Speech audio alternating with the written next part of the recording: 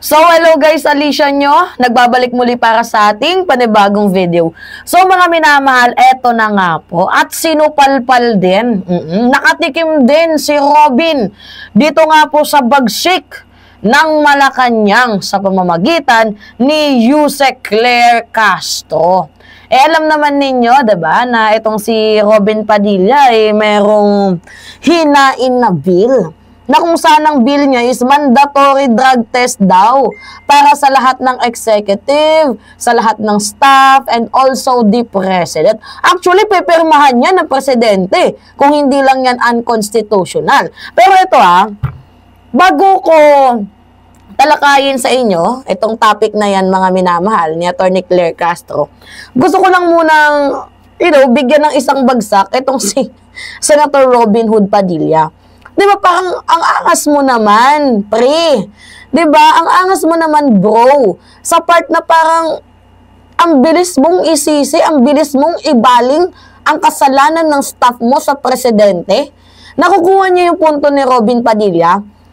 Merong staff na nagchochonk cake sa loob ng Senado. Uy, bawal yan. Masama yan. Ba't naman kasi nagchochonk cake? Diba? Ang ginawa ni Robin, pinag-leave niya. And then eventually, itong si Nadia Montenegro, nag-resign. Diba supposedly kapag matapang ka, kapag may paninindigan ka, hindi ka magre-resign. Papatunayan mo na hindi totoo ang mga ipinupukol sa'yo. Pwedeng ganon. Kaya nga lang, eventually nag-resign. Nung inihain na ni Tito Soto na lahat ay magkaroon ng random drug testing. Natakot ba? Tanong lang. Diba? Meron bang natakot sa kanilang mga sariling multo? Nagtatanong lamang po. Ngayon, itong pinakamaangas na ginawa ni Robin Padilla, biglang shift ang kanyang ginawa at gustong isisi, gustong ibaling, diba, ang pagkakasala ng kanyang staff sa presidente. Ano yung ginawa niya? Naghain siya ng bill. Anong tawag sa bill ni Robin Padilla? Senate Bill number 1200. So, stating that employees of public offices, officials, must also be subject to accountability measures, including mandatory random drug testing in line with their mandate to promote public welfare and help mitigate, if not eliminate, drug use and abuse in community. Actually, maganda naman yung hangarin. Pero, here's a thing, mga minamahal, kasi nakikita nyo naman kung paano nangungupal itong si Robin Padilla. Actually, before that happened, ano pa yan sinupalpal pa yan ni Libayan Yan nga sabi sa kanya ni Libayan, sabi ni Libayan, sablay ang timing. Libanan tells Robin Padilla to clean own backyard before dragging presidency into a drug test spectacle. Kasi ganito yung gustong mangyari ni Robin. Biglang bawi. Nag-file siya ng bill, para lahat daw mag-drug testing na lang, including the president. So, wala namang kasalanan sa'yo yung presidente. Ano yung putang inang pumasok sa isip mo at naisip mo yan? Oy, magaling yung ghostwriter ni Robin, Oy, magaling-galing yung ang bilis magsulat ng ng ghostwriter ni Robin Padilla, at naisip agad yung na yan para maibaling agad ang issue sa presidente. Hindi ba pwedeng kung matapang ka, unahin mo munang linisin yung sarili mong bakuran? Hindi ba pwedeng ganon? Hindi ba pwedeng sabihin natin na, okay, para masabi nating malinis ang aking opisina, lahat ng staff ko magpapadrug testing, including me. Hindi ba pwedeng ganon, Robin? Diba nakakaloka, mga minamahal, to be honest. Itong ginawa ni Robin Padilla, talagang mapipikon ka no? Actually, nakakapikon. Diba? Pinipilit ko lang na hindi mapikon, kahit nakakapikon itong si Robin Padilla.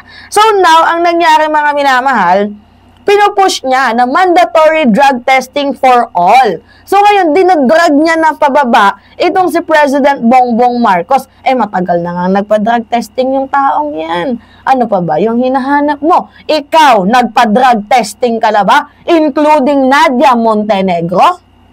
Tanong lamang po. Nagpa-drug testing ka na ba, including your staff, na, nai-issue, nalilink dito sa paggagamit ng MJ sa loob ng Senado? Tang-inang pinupush mo pa naman. Pinupush mo pa naman yung yung bill na illegalize yung MJ. Tandaan mo, Robin, hindi pa nalilegalize ang MJ. Bakit atat na atat kayo at gumamit na kayo kung totoo man? Tanong lang. 'Di ba? Actually, anyway, going back dito sa ating topic, bago mo i-drag, hilain, 'di ba? Isama sa issue itong ating presidente, nakapaglinis ka na ba ng bakuran mo? Nagtatanong lang. Nakapaglinis ka na ba ng sariling opisina mo at tinitiyak mo na wala na talagang mangangamoy dyan, wala nang magbabaho dyan, wala nang magiging basura dyan? Buti pa nga si Nadia Montenegro nag-resign pero ikaw, sakit mo sa bangs. And also, ang sakit mo sa brain. Alright, mga minamahal. So, basahin natin tong balita. Jose Claire Castro, Palace press officer, said the proposed measure violates the right to privacy and warned that pushing it could waste government resources. Totoo nga naman, mga minamahal. I hope you has already read the court decision regarding this Social Justice Society versus Dangerous Drug Board of 2008. Paano magbabasa yan, Jose Claire? Hindi nga nakakaintindi yan. O hindi tayo nagtatali-talinuhan, mga minamahal, ha? Pero sa nakikita ko kay Robin Padilla, nakabase lang siya sa ghostwriter niya. Parang wala siyang sariling desisyon. Nakakubli lang siya sa mga nasa paligid niya. Di ba? Parang yung nangyari kay Dudong Manny, di ba? Si Dudong Manny, binubulong-bulungan pa ba si Dudong Di ba, mga minamahal? Pero Robin, isa lang yung maipapayo ko sa iyo, ha? Bago ka pumuna sa muta ng iba, tingnan mo muna yung sarili mong muta. 'Di ba, mga ate ko, nakakaloka. Pangina neta ni Robin Padilla, no? Lakas ng tama. Dapat sa'yo, dinadala sa West Philippine Sea. Alright. Where it was ruled that it is not allowed and is unconstitutional and violation of the privacy if applied to everyone. So, when we say everyone, that means universal testing. Mandatory universal or universal testing, what is allowed is only random drug testing. Hindi nga alam ni Robin yung random Diba? So, Senator Robin Padilla might just be wasting time and funds. Matagal nang nagsasay. Kahit nga tax ng taong bayan, nasasayang kay Robin. Ngayon pa lang ba yan nagkaroon ng reflection si Attorney Claire Castro na although yung ginagawang sinusulong na bill ni Robin Padilla is wasting of public funds, pero yung totoong waste dito siya. Bakit hindi ka na lang mag-resign, Robin? So, Castro clarified that she was questioning the bills unconstitutionally, not drug testing itself. So, under Padilla's proposed Drug-Free Government Act, testing would be done into two ways. First, hair follicle test to detect drug use and identify the substance. And second, a urine drug test to confirm any positive result. Any official who tests positive for drug use would face administrative action. So, dapat magkaroon ka ng yung staff mo ng administrative action, diba? Which could lead to suspension or removal from the office depending on applicable law. Alright, mga minamahal. Ito lang yan Itong staff ni Robin Padilla na Addictus Benedictus, natatawa ako. Diba? Itong kanyang staff na Addictus Benedictus na pinaglive niya lang at kinonsinte, kung totoo man, diba? Hindi ba pwedeng, Robin, mag-isip ka naman kahit papaano, gumamit ka naman ng kahit 1% ng brain cells mo. Diba? Tungkol dito sa mga sinusulong mo na bill. Kung hindi ba yung sayang sa public funds, sayang sa oras, kasi dapat yung manifesto mo, hindi yung basta keme-keme lang, dapat may substance.